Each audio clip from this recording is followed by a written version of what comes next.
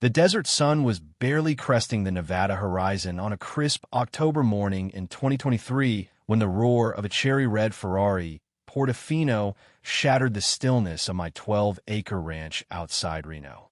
I was sipping black coffee on my porch, my hound Rusty snoring at my feet, when Victoria Langston, the new HOA president of the neighboring Starlight Meadows development, screeched to a halt and deliberately parked her $300,000 supercar across my gate, trapping me on my own land. "Good luck getting out now, you backwoods nobody," she sneered, her phone already live-streaming her smug victory lap. Her designer heels clicked on the gravel as she laughed, taunting me for her growing audience. Big mistake. She had no idea about the 30-ton beast I kept in my barn for farm work. After 3 ignored warnings, her Ferrari was about to meet my military surplus M113 armored personnel carrier. The crunch of Italian engineering folding under American steel was pure poetry. Want to know how a supercar becomes a pancake? Stick around, because this HOA tyrant messed with the wrong veteran.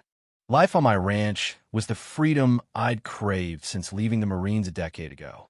After 15 years of orders and chaos, I'd built a quiet paradise, golden sunrises, endless skies, and no one breathing down my neck. My nearest neighbor was half a mile away, close enough for emergencies, but far enough that I could tinker with my gear at midnight without a complaint. And yes, I own a tank.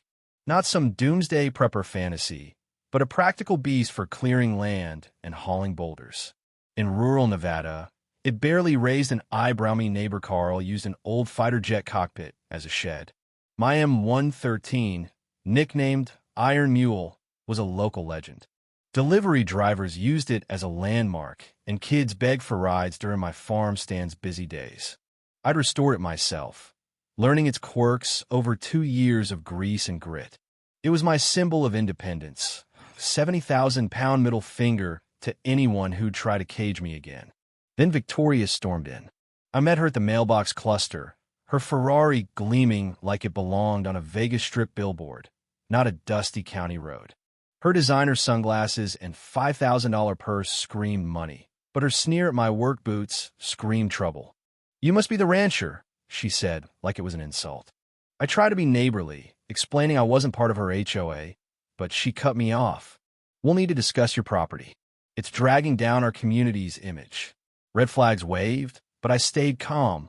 Offering a handshake, she ignored. 2 weeks later, violation notices appeared on my gate: $500 for excessive dust from my tractor, $1,000 for offensive agricultural odors, and $2,500 for my unsightly tank, parked 300 yards from the road. I called the HOA, politely explaining my land was outside their jurisdiction. They sent more fines, doubling every 30 days. Victoria escalated to psychological warfare. She called county inspectors, alleging unpermitted structures and environmental violations. Each inspection cleared me, but the harassment was relentless. Then came a Monday that pushed me over the edge. I woke to construction equipment blocking my driveway, me only access. The crew, hired by Langston Builders, owned by Victoria's cousin, claimed it was emergency road work on my private land. Concrete barriers and heavy machinery sealed me in, timed perfectly to ruin my weekly produce delivery. The sheriff called it a civil matter. My lawyer buddy, Mike, confirmed it was harassment, but would take weeks to fight in court. That's when my neighbor Sarah, a former HOA treasurer, slipped me a folder of damning evidence. Victoria had a history extorting homeowners in 3 states, rigging votes, and funneling HOA funds to her cronies. Sarah grinned. "You still got that tank, right?" Nevada law was clear. After verbal and written warnings, I could remove obstructions from my property with necessary force. I sent Victoria a text. "Remove the equipment by Friday. I have a delivery." She replied with laughing emojis. I posted notices on the barriers, serviced the M113, and waited. Friday dawned cool and clear. At 6:45 a.m., I called my vet on speakerphone, loudly mentioning Rusty's emergency medication. At 7 o'clock, I started my cameras. Victoria's Ferrari roared up, parking across my gate as she live-streamed her taunts. "What are you going to do, cowboy?" "Sell, or I'll bury you in fines." Her viewer count hit 5,000. I gave 3 calm warnings, the last through a speaker. Move your car. I'll clear the obstruction. She laughed, tears in her eyes for her audience. He's threatening me. Then the M113 roared to life, black smoke pouring from a barn. Victoria's smug grin vanished as 30 tons of steel rolled forward at 3 miles per hour. Her Ferrari's carbon fiber bumper cracked like dry twigs, the hood crumpling, the V8 engine screaming before exploding in a spray of oil. The $20,000 wheels popped off, one rolling past her as she screamed. That's $300,000. Her live stream hit 60,000 viewers, the chat erupting. In 45 seconds, the Ferrari was a glittering pancake. I parked the tank, grabbed a broom, and started sweeping debris, just a guy cleaning his driveway. Sheriff's deputies arrived, hands on holsters. Victoria shoved her phone at them, screaming for my arrest.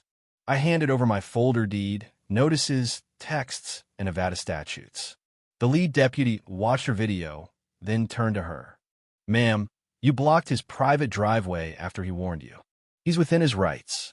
Victoria's meltdown hit fever pitch, but the deputies cuffed her after Sarah's folder revealed $90,000 in embezzled HOA funds. The crowd at the emergency HOA meeting that night roared as Sarah exposed Victoria's scams, fake fines, rigged contracts, and a trail of ruined lives.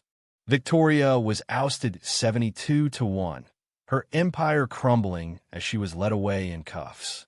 6 months later, my ranch was peaceful again. Sarah's reformed HOA refunded $50,000 in fines to 38 households. Victoria took a plea, 20 months in prison, $80,000 in restitution, and a lifetime HOA ban. Her leased Ferrari was scrapped, her mortgaged mansion foreclosed. A viral photo showed her in an orange jumpsuit, picking trash on I-80. Our community thrived, property values soaring without her tyranny. The M113, now Freedom's mule, sat proudly in my barn, a reminder that bullies only win if you let them. Did I go too far? Or did Victoria deserve every crushed inch? Was the tank overkill, or the only way to stop her? Drop tank if you think she had it coming. Lawsuit if you think I'm in trouble. Comment your thoughts. Was this justice or vengeance? Like, subscribe, and tell me, what would you do if someone tried to steal your freedom?